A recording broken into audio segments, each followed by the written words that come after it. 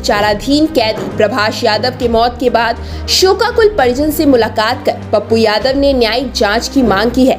आपको बताते चले, दरभंगा मंडल कारा में पिछले 5 वर्ष से कैद विचाराधीन कैदी प्रभाष यादव की रविवार की सुबह मौत हो गई, जिसके बाद परिजन जेल प्रशासन पर सांठगांठ का आरोप लगाते हुए जहर देकर मारने का आरोप लगा रहे हैं। जबकि जेल प्रशासन की माने तो प्रभाष यादव की अहले सुबह अचानक तबीयत खराब हो गई, जिसके बाद उसे तुरंत DMCH भेजा गया, जहां उसकी मौत हो गई।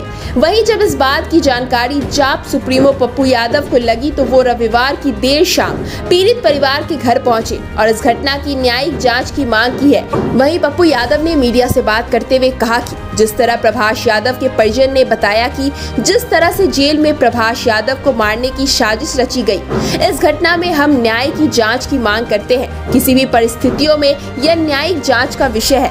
अविलंब जेल अधीक्षक और जेलर को सस्पेंड किया जाए और जिन जिन लोगों की इस घटना में संलिप्तता है सभी पर 302 का मुकदमा चलाया जाए। वहीं उन्होंने कहा कि जब जेल में दुनिया के सारे गलत काम जेल से होने लगे हैं, ऐसे में सरकार को कड़े कदम उठाने की आवश्यकता है। वहीं पप्पू यादव ने कहा कि जेल से ज्यादा सुरक्षित कहाँ, जब जेल में लोग सुरक्षित नहीं बचेंगे तो उससे ज्यादा सुरक्षा तो कहीं और नहीं हो सकती है। तब तो बचने की ही उम्मीद किसी को नहीं है। इसलिए मैं एक बार फिर कहना चाहूंगा कि पूरा दरभंगा जमीन माफिया के हाथ में है, जिसका सांठगांठ यहाँ के नेताओं के साथ है। नेता और पदाधिकारियों का इन लोगों के साथ क्या रिश्ता है, उसकी भी जांच होनी चाहिए। पूरे जेल की CCTV फुटेज को खंगालना चाहिए और दोषियों को चिन्हित कर कड़ी से कड़ी सजा दी जाए। इसके लिए मैं सरकार से भी बात करूंगा। इससे पहले पप्पू यादव बहेड़ी थाना क्षेत्र में हुए ट्रिपल हत्याकांड में मृत अनिल सिंह के घर उज्जौल पहुंचे, जहां उन्होंने अनिल सिंह की मां, पत्नी और उनके लड़कों से मुलाकात कर सारी बातों की जानकारी ली और अपनी संवेदनाओं के साथ दुख व्यक्त किया। वहीं उन्होंने कहा कि यह घटना दुर्भाग्यपूर्ण है। हम इस घटना में SIT जांच की मांग करते हैं और STF का गठन कर सरकार के अपराधियों पर कार्रवाई का आग्रह भी करते हैं। बताते चले, वर्ष 2018 में जमीनी विवाद में प्रभाष यादव ने उज्जौल गांव निवासी सुनील सिंह की हत्या के आरोप में पिछले 5 वर्ष से कैद विचाराधीन कैदी के रूप में थे। उसी जमीन विवाद में एक बार फिर 30 अप्रैल 2023 को सुनील सिंह के भाई रवि पर जानलेवा हमला हुआ, जिसमें रवि सिंह की मौत हो गई थी। इस मामले में गर्थू यादव, अभिनंदन, अविनाश, चंद्रहास और राकेश को आरोपी बनाया गया था, जिसमें पुलिस ने चंद्रहास और राकेश को गिरफ्तार कर जेल भेज दिया था तथा गर्थू यादव, अभिनंदन, अविनाश फरार चल रहे हैं।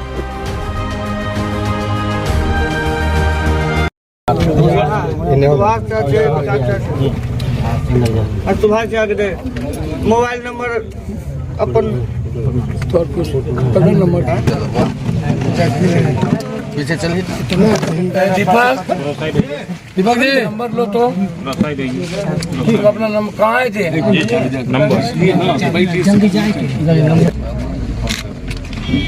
सुभाष कहाँ सुभाष भैया नंबर दो जो ना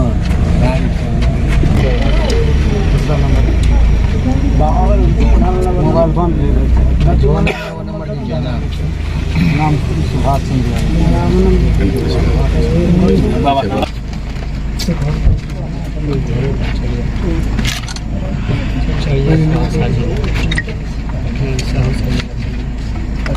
ऊपर देखो हम सबसे बात चिंता नहीं करी, हमरा जते क्षमता छे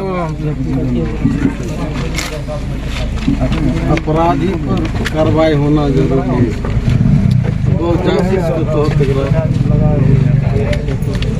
है।